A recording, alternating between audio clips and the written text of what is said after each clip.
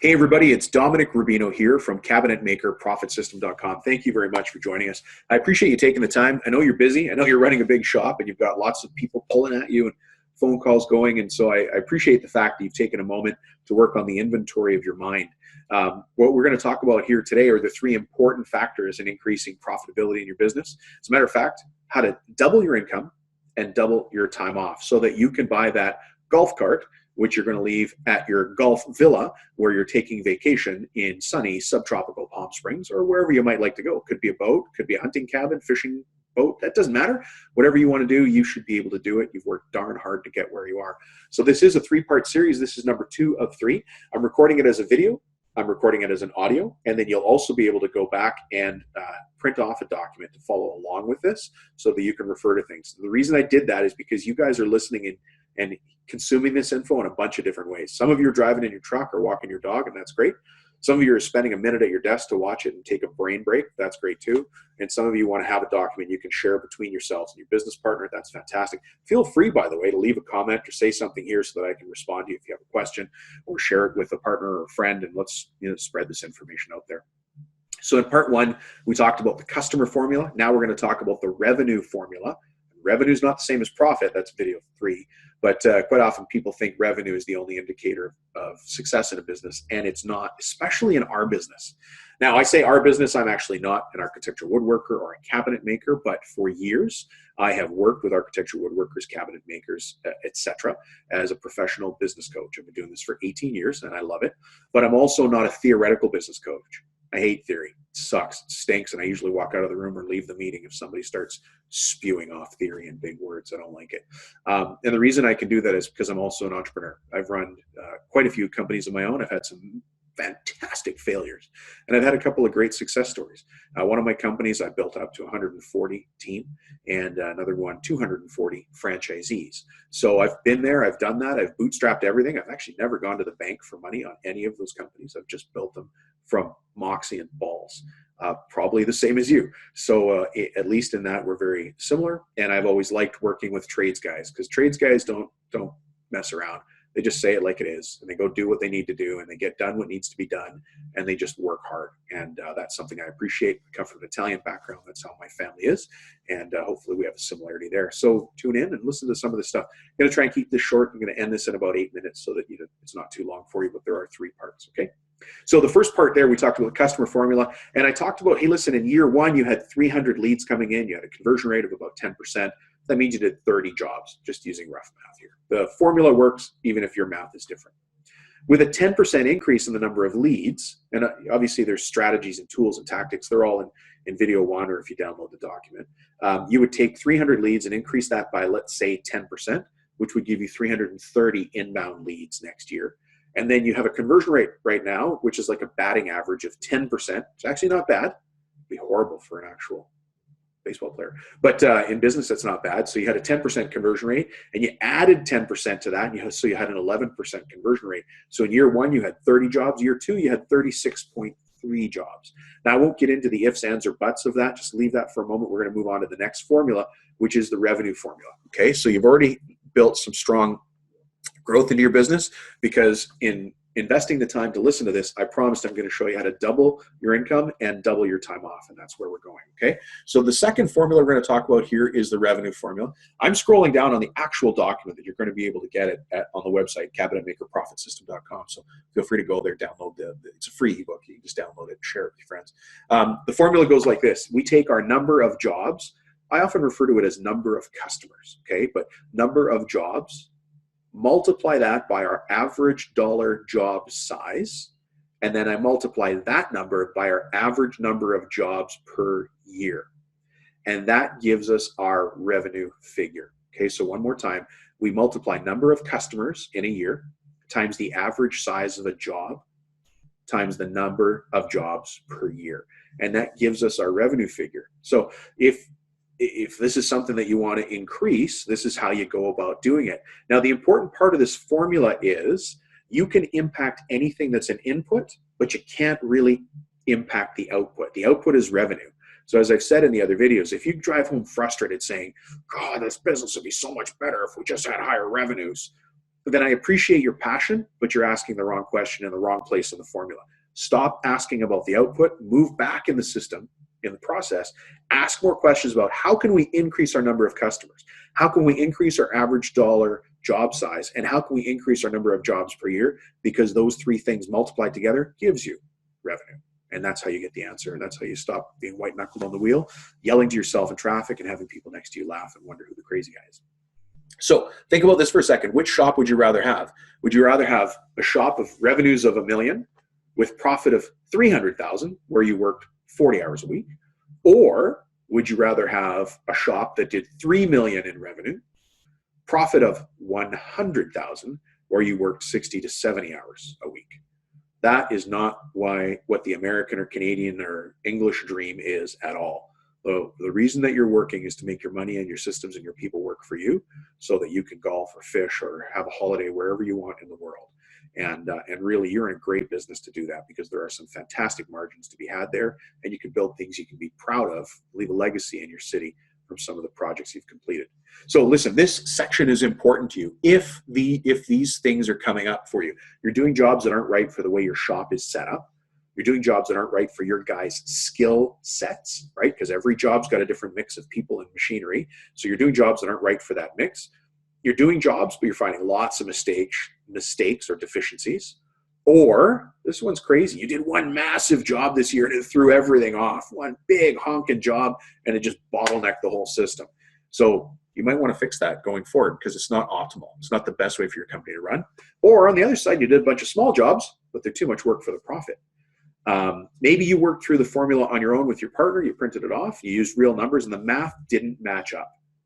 Oh my gosh, Dom, the math didn't match up. So you know what? Email me or contact me or leave a comment and I'll get back to you and we'll walk through the numbers. The numbers are just the numbers. I don't get emotional about numbers anymore. They just are what they are. We'll work through it and figure out where the mistake is, or maybe you've got a different piece of your business that needs to be added in, and I'm happy to show you that. So get in touch with me and let me know.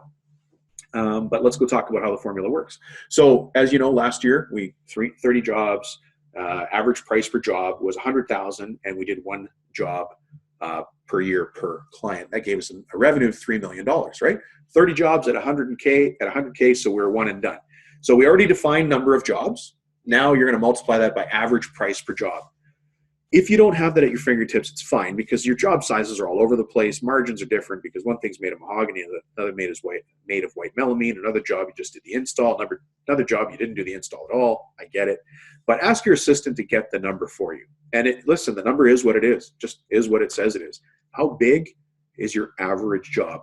If you leave the shop today knowing that one number, just knowing how big is our average job, you're going to have a completely different take on the future of your business. Just get that one number from your assistant today. How big is our average job? What's our average price per job? What are we bidding per job? And then go back and look at the average number of jobs per customer per year. And a lot of guys will just tell me how many jobs in total they did the last year, which is fine. That's good enough. But if you can go back 2 years, you'll have a better number to work from. Those numbers will give us our revenue. Now, it's important for you to know revenue and the numbers that impact it because there is a sweet spot for your company. That is the perfect type of job that you guys are known for and you're really, really good at. You're the best at it, which also means you're profitable at it. And you're probably the best in the city at those jobs. They're a certain dollar size, right? And they're a combination of skills and machinery that you guys can really produce well. If you're frustrated with your business's revenue because you want more, then what you need to do is this. Do more jobs and do more high value jobs more often. I know it sounds so simple when I say it out loud, right? But it's the basic premise that when we get busy working, we forget about all these things. Do more jobs or do more high value jobs more often. He speaks the truth. And I know I can hear you saying it now, Don, it sounds simple. Well, simple to do or not, it really is that basic. There's no magic here. It's just that. So work would be easier if we had more customers or things you're saying to yourself. Dom, why can't we get the bigger jobs? Or, hey, we don't have the big guys in our pocket that give us the jobs that never go to tender. You might be saying all these things to yourself while you're driving home, and that's fine, but there is a way through it. Okay, if you need your revenue number to go up, I'm going to tell you now a couple of things to do. Now, again, if you're walking the dog or you're on a flight or something, you can't write these down, that's fine. Go back to cabinetmakerprofitsystem.com, download them there. You can scribble all over the sheet, share it with your business partner, go into your next meeting, and you guys can beat this up as much as you want. Get some great ideas and go and put them in place. So here's what you do if you need your revenue to increase in your business. If you want revenue to go up, okay, go back to the leads section and make sure you're working with the best companies who can refer to you. So are you dealing with the best companies doing the best jobs already in your city, and that they're sending you gigs and jobs and bids? And if they're not, then start using some marketing to go after them. If you have questions about how to market, leave me a comment in the notes, and I'll certainly be building more material around that, how to get the notice of those guys, but that's the first place to start. Next, what I'd like you to do is I'd like you to go back. I want you to look at your estimating process. Now, I hope you're not laughing going, this guy thinks we have an estimating process. You have an estimating process. You have a way you do bids. Otherwise, you wouldn't be the size you're at. But go look at that process. Do you bid low and then call everything an extra? That's the way some guys do it. How's that working for you? Or do you bid once with everything included? How's that working for you? Is there a better way? It's just a question.